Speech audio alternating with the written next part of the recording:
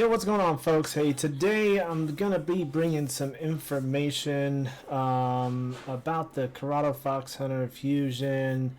It's gonna be really specific, but I'm hoping it will help. It's gonna be some specific number information. I don't have any mathematicians to hire, so this is all off the top of my own dome. I will have some numbers that I'll flash on the screen. But all the numbers will be in the description to the video below, so check that information out, and hopefully it will help.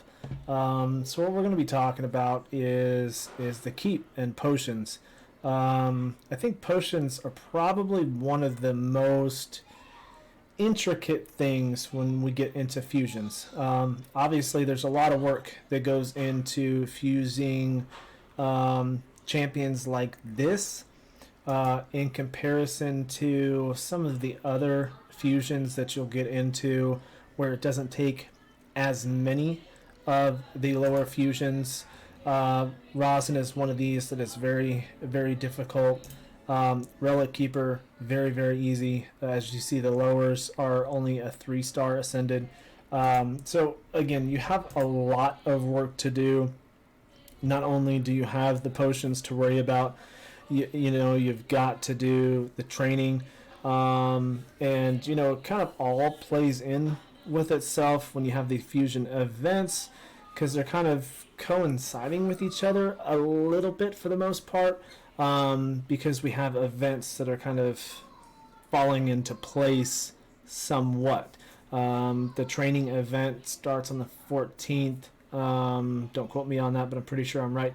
The 14th, and then it goes for about 4 days. So it starts a little bit early in comparison to, you know, being able to cop, you know, 3 or 4 champions at this point. I've gotten 4 myself. You know, in the next 2 days, I'll probably get 3 or 4 more on top of that. So by the time the training comes along, you know, I'll have plenty of stuff to work with, to work on those events as they come. So, you know, trying to do things with the events is smart, unless you're a whale. If you're a whale, I don't know if you're watching this, but appreciate it if you are. Hit that like, sub, you know, throw a comment below and let me know what you think. So anyways, again, this video is going to be a little bit more specific to what I think is very important to pay attention to, because you can train at any time. You can get into the tavern at any time. You can throw these champions into, you know, any kind of match and gain some XP, most generally speaking. But potions are not that easy.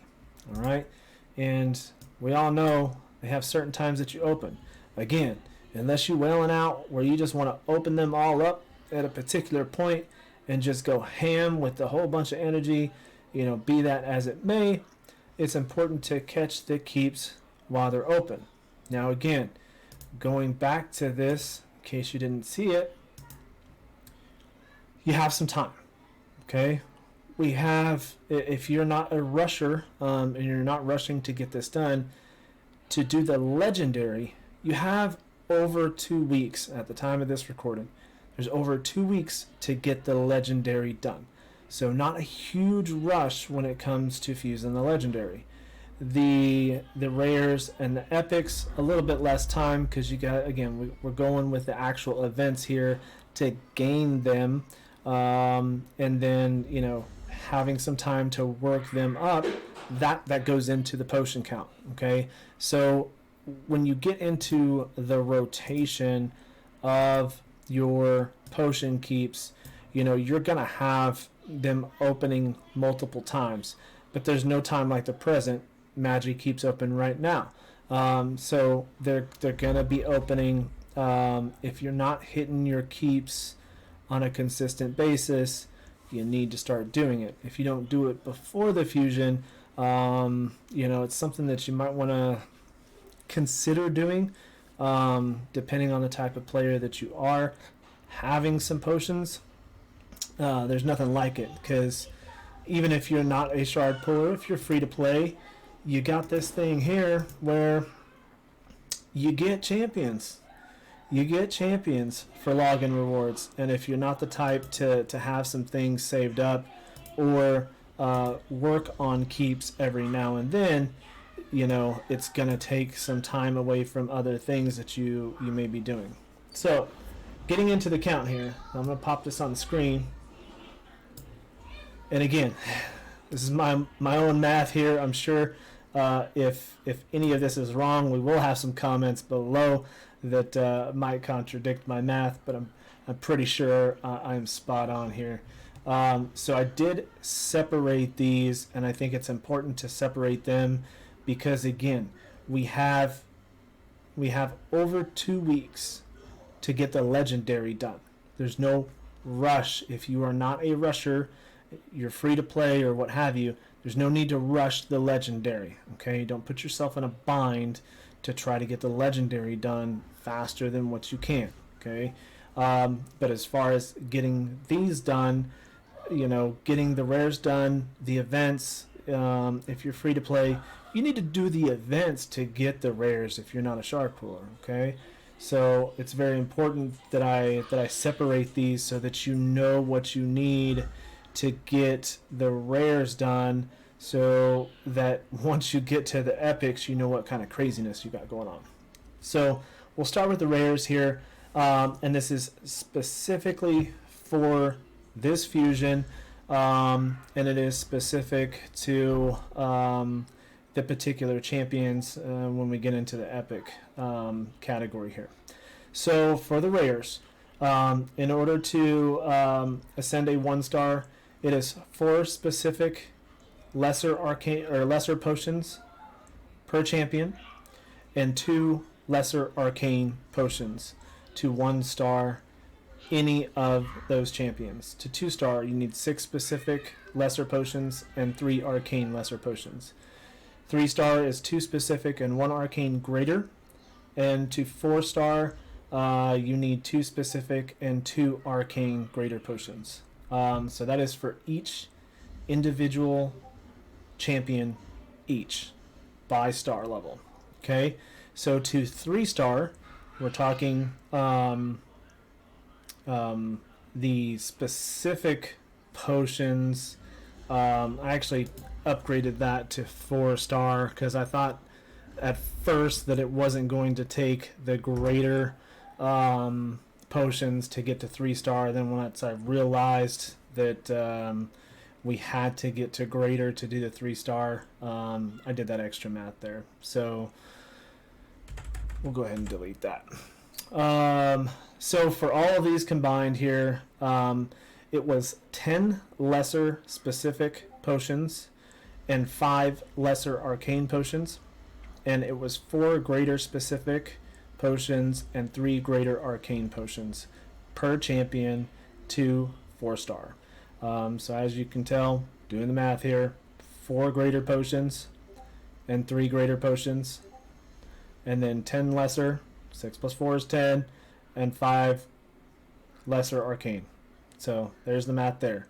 We have 16 total champions for the rares, so you just multiply that by 16, and then of course divide that by 16, and then you have your by each, and then the arcane is broken down there. So 160 total lesser potions, but breaking that down by each specific rare champion is 40 each of your lesser potions. Yeah, that is each because we have 1 type of champion each, 1 force, 1 magic, so on and so forth.